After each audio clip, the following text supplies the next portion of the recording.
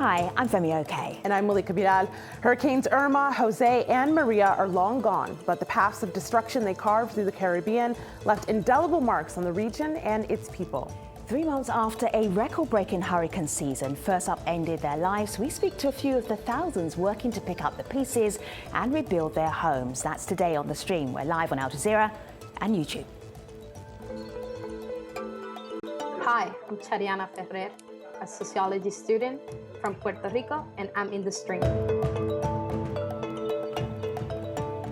One after another, hurricanes Irma, Jose, and Maria battered the Caribbean, causing widespread devastation and a public health crisis due to an abundance of stagnant water.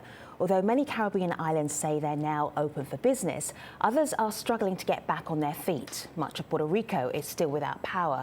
Barbuda is considered a ghost town, and a famously lush Dominica has lost a substantial amount of vegetation. Have a listen to what Dominican Prime Minister Roosevelt Skerrit said in October to Al Jazeera's Gabe Elizondo. Agriculture is 100% destroyed. There's no question about this. 100%. There are no fruit-bearing trees or provisions. Every single tree has been impacted forest. Our entire forest has been completely washed away. And of course, 95+% of homes affected. There are homes that will have to be reconstructed completely. So with tourist season right around the corner, what more can be done to help the Caribbean not only recover, but prepare for next year's inevitable series of storms? Here with us to discuss on Skype in St. John's, Antigua, Charles Max Fernandez is the Barbudan Minister of Foreign Affairs, International Trade and Immigration. In Paris, France, Vince Henderson is the Dominican ambassador to the United States. In the U.S. Virgin Islands, Julian Bishop is a high school student living in St. Croix.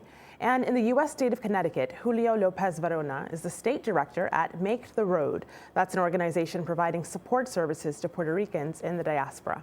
We also invited San Juan Mayor Carmen Julín Cruz to join us today, but she cancelled just before we went on air. But gentlemen, it is really good to have you.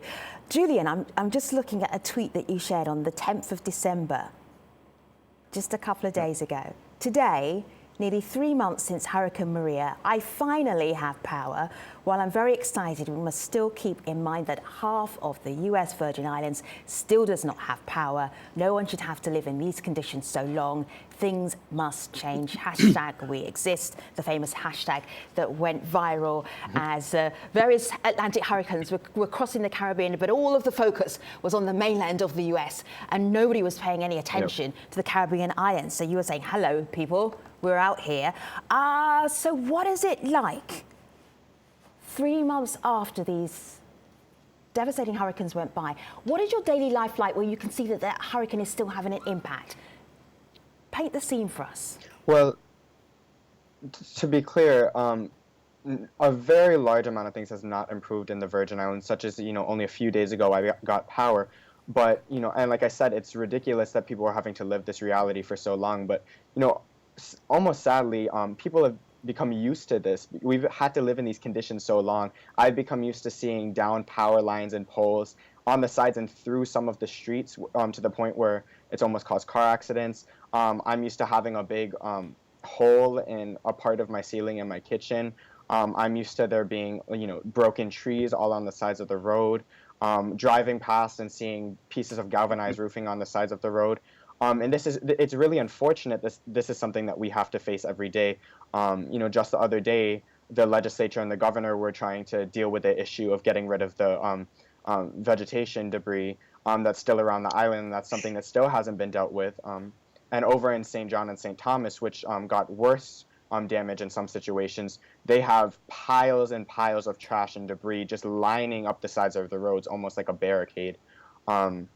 And it's really unfortunate because when these things finally get changed, it almost surprises us because we almost aren't noticing that these things are there anymore because we become so accustomed to them. Minister, what's a realistic timeline for people who are in Barbuda to be able to say, okay, they're mostly on Antigua now because they had to be evacuated, but what is a realistic timeline? So much devastation in such a short period of time. What should they realistically be hoping for? Well, thank you. First of all, let me say now that we have approximately, by the end of this week, about 300 Barbudans will be back into Barbuda. We have had to, of course, the government has had to take the initiative. We're not a colony. So we have had to do everything ourselves, apart from the donations that we've gotten and the grant aid that that has been pledged to us. But we have approximately 300 by the end of this week, Barbudans who have moved back. We've repaired at least close to 30 roofs so far. The island is cleaned up in terms of the roads and the debris and so on. It's also declared safe by the Environment and Health departments. We're able to clean it up. And so that has made it easier for us. We're expecting also to have a number of people moving out in another, say, 2 or 3 weeks, moving out of one of the stadiums completely that has been used as a shelter. They will be moving back. We have ramped up the work in terms of repairing the level 1 and level 2 roofs on the homes and repairing those homes. So I think it's realistic to say, but by the end of the year, we will have maybe about 500-600 persons back in Barbuda. The electricity has been up now for several weeks. We can't operate all of it because there's not enough power to use. The water has been up and running. We have presently, it's costing us in Antigua about 50,000 US a day just for meals. We have had the level of our shelters so far has been really good. We've had a visit from the UN Secretary General, as you might have known, and we also had a visit as recent as a month ago from Prince Charles. And recently, about a week ago, we had a CARICOM Cuba summit. Raul Castro was here, a number of other CARICOM heads were here, and some visits were made to the shelters. So I think we've done a terrific job in terms of looking after the folks in Antigua. And the aim now is to get as many back to Barbuda as quickly as we can. So you mentioned that electricity is not available at all times because of the power load and needing to make sure that that's spread evenly. This is also the case in Puerto Rico. We got this tweet from Angela. She writes, "Morning from Puerto Rico. Strong woman holding it down for sure. 82 days, still no power." She goes on to say, "Life has changed dramatically. I literally do not keep food at home. I only sleep in my home due to that lack of power. For warm showers, food, and moral support, I can go to my parents' house about 10 minutes away, but we have no idea when power will be restored in my area. They won't tell us." Julio, when you hear tweets like this and messages like this, what do you think? How representative is Angela's story with those who are in Puerto Rico? Well, if you're on my Facebook, you'll find that most of the people have the same issue. I just read one of my friends was not celebrating, but was pointing out that she had been 100 days without electricity. So it's become part of the living of Puerto Rico. I have my partner just got electricity about 2 weeks ago, and electricity comes and goes. The government doesn't really know how much electricity it has because it's just basing its estimates on generation. But when they were starting to look at specifically households, they thought they would have, they found about 10% of households also had electricity. And this is mainly concentrated in San Juan. If you go to the middle of the island, the situation is really worse. And part of what's interesting about this is that this is not necessarily about Maria. Like Maria made this worse. But over a year ago, we had 3 days of no electricity because our power grid has not been invested in by the government or by the U.S. government over 50 years. Julio, for people who haven't had that experience of losing power for a significant amount of time, do you want to explain how people are living in Puerto Rico right now? It's very weird because I was there for the hurricane and I was there for 3 weeks. And as the gentleman was saying, it becomes a very normal way of life. It's a very difficult way of life, but it becomes a normal way of life. Everything becomes slower. I remember just having to find water from wherever I could find it, just finding whatever space had a little bit of electricity so I could plug myself in. When it comes to just basic movement, and I don't have children. I cannot imagine people that have children and what that means, because you become very, very cognizant of what is basic needs, and having a refrigerator where you can have things that are maintained and not have to waste money every day on just having to restock your refrigerator becomes very important. So it becomes normal, but it's a normal in misery, and it's a very sad normal. Ambassador, when you see pictures of Dominica immediately after the hurricane damage, it's hard to believe, like, how do you come back after that kind of devastation? What has the last few months been like for Dominica? First of all, I want to say thank you very much for keeping us in the media, keeping the issue of the impact of the hurricanes in the Caribbean in front of the world and the world's attention. I can tell you, the day after, stepped out and immediately just couldn't recognize this place because the trees were stripped bare, and Dominica, well known as a nature isle of the Caribbean, lush green forest. It was heart-wrenching to just wake up and walk through the streets and fallen trees and the kind of devastation. But the good thing, it's a long way to go, but it's getting better.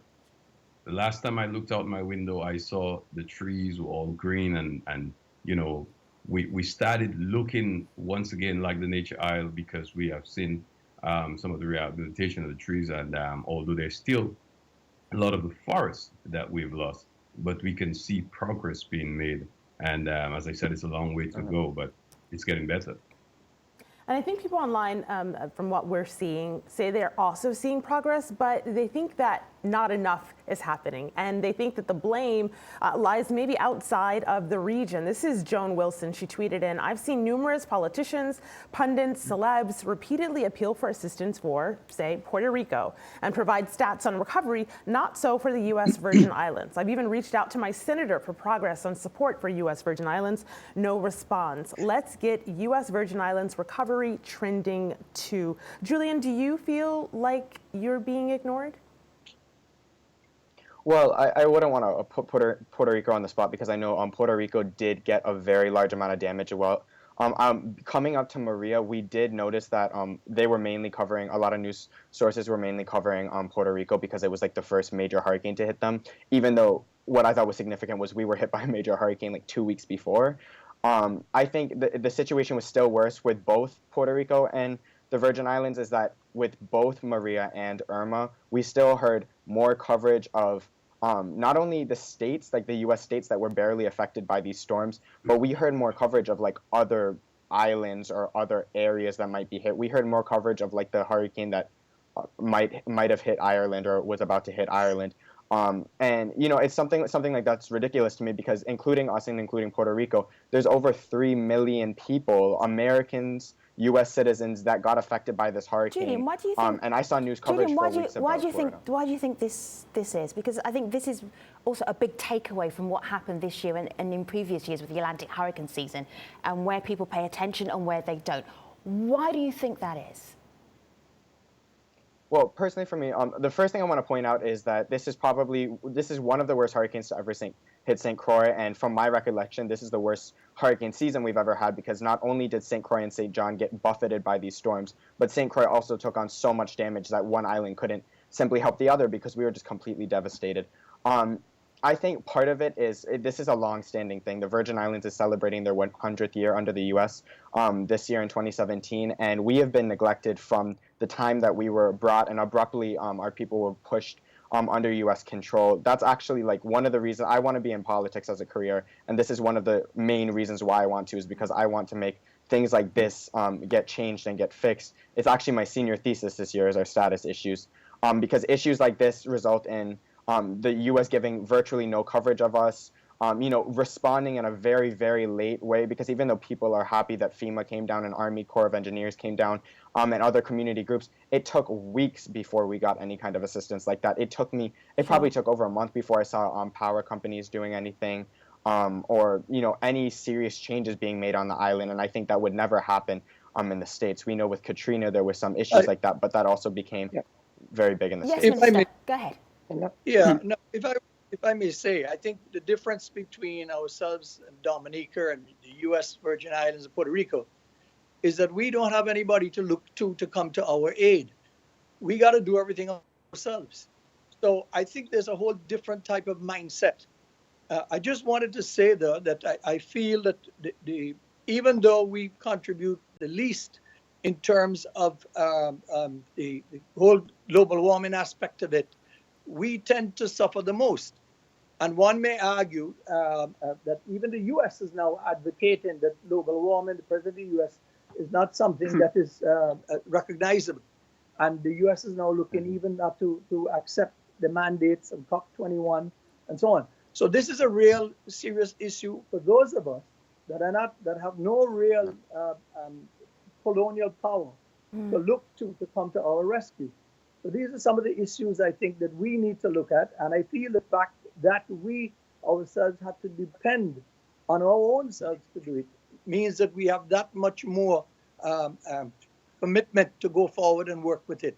So I think that is what makes it different. We can't stay on the ground and argue and whine and so on. We have to get up and do it ourselves, and that makes a big difference, I think, to us.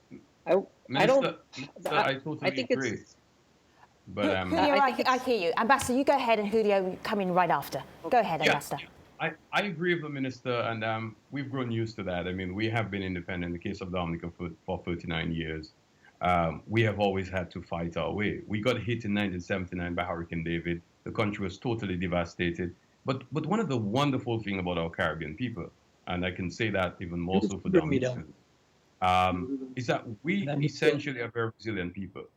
We've gone through difficult times, and we have ways of, let me just give you one story. Just a few days after we got hit by Hurricane Maria, I accompanied a team from France on a helicopter to ensure that we could provide food and water to one of the most vulnerable communities in our country, the indigenous people, the Kalinago people. And when we got there, and I'm talking about just a few days after we got hit, I met a gentleman, and he said to me, "You know what, Ambassador?" I asked him, "How are things?" He said, "Boy, things rough, but we just came from repairing a house." He had his... We just lost the ambassador for a moment there. Julio, what did you want to add? We'll come back to the ambassador. Julio, go ahead. I just think it's it's interesting because, first of all, I don't feel like the U.S. is doing anything for Puerto Rico right now. The U.S. has not invested any money in Puerto Rico at this point, and every dollar that they're trying to invest in Puerto Rico is coming with some sort of, some sort of way in which Puerto Rico has to do something, whether it be giving more powers to the imperial fiscal control board that's ruling the island, or whether it be Puerto Rico having to privatize the schools, or doing a long list of austerity measures that are going to hurt us more. More importantly, I think with the Virgin Islands, it's also a difference between, and I might be wrong, but we have 5.8 Puerto Ricans in the U.S. There's about 1 million that are in Orlando. So there's a lot of power that we can and might have in Orlando, which is giving us a little bit of an advantage when it comes to media coverage. But when it comes to reality and when it comes to what they're really doing in Puerto Rico, the Congress right now is about to impose a tax in Puerto Rico that would cripple our economy and take down about 200,000 jobs. So Congress is not doing anything for Puerto Rico, and what it's doing for Puerto Rico would actually destroy the island more.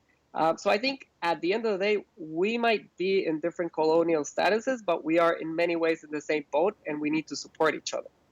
Julio, it's that point that you raised, the point about feeling like the U.S. federal government isn't doing enough or isn't doing anything.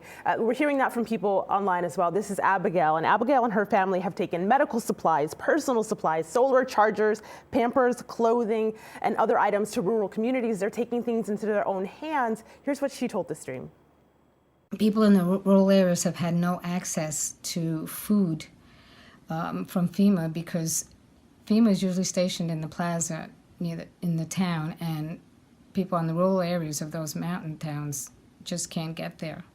They have no access to running water. They have no access to the municipal power. Most of the generators that are now powering the pumps that pump up water to these towns, to these rural areas, are supplied by foreign countries and private organizations such as ours. But Minister, that's not the only example of people taking things into their own hands. This is Darlene. She wants to thank Curtis, Gordon, and Clover Hill Elementary Schools for supporting her island, Barbuda, and a school supply and book drive. You can see the pictures here. Boxes are packed, wrapped, and ready to go. How are residents coping by helping each other? Well, that's a big plus for us. Even in the case of Antigua, where the Barbuda population had to come over to Antigua, the majority of Antiguans took them into their homes. So that was a great help. I mean, it's one of the proudest moments for me being an Antiguan. In addition to that, after Hurricane Maria hit Dominica, we now have approximately 3,000 Dominicans residing in Antigua. And that is the good thing about it, that we as islands and islanders, we all look out for each other. And of course, they're welcome here. A lot of them are living with family and friends. And that's something that we're very proud about. I mean, even before the hurricane struck a couple of days before or a week before Dominica, Dominica was one of the first countries to offer aid to Antigua and Barbuda. Then they were struck, and we in turn offered aid to them. And that is a great thing. We had flights coming in from all of the islands. I mean, we worked really together, and it shows the fact that, I mean, South cooperation is so important in the Caribbean, work very well together. And it's one of the proudest moments for me being not just an Antiguan, but somebody from the Caribbean. So Minister, I think, again, that we're very fortunate for that. Ambassador. Yeah, Minister, I agree. I mean, we are, as a Caribbean people, we've always come together. We've worked together. And I have to thank the people of Antigua and Barbuda for the outpouring of support. We got quite a bit of support from the people. But Minister, you would also admit that part of the 3,000 people are, in fact, Dominicans who are Antiguans, and you know that very well because you, in a very intimate way, are knowledgeable of that. But we are happy that we have seen so many of our people being able to get support from our neighbors, and that's a great lesson. I am not sure what is the case in the Northern Caribbean, but I will say, especially for us in the Southern and the Central Caribbean, we have reached out to each other. The governments, not just the governments, but the people. And what you saw in the case of support to the school in Barbuda is commonplace for us. We received support from all throughout the Caribbean.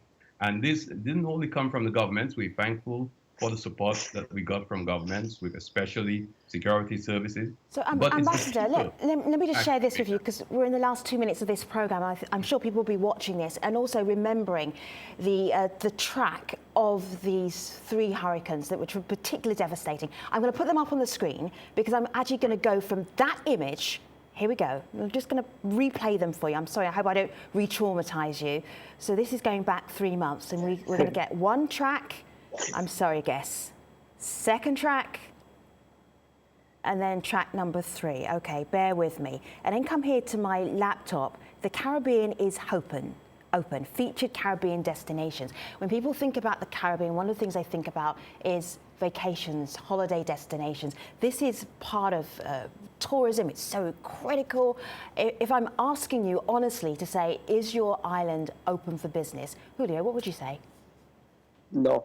Okay. Our island is still struggling to figure it out. Not Puerto Rico, not yet. Okay, Julian. When it comes to like tourism, it would be great to have more people, but we're not ready. Julian, are you ready?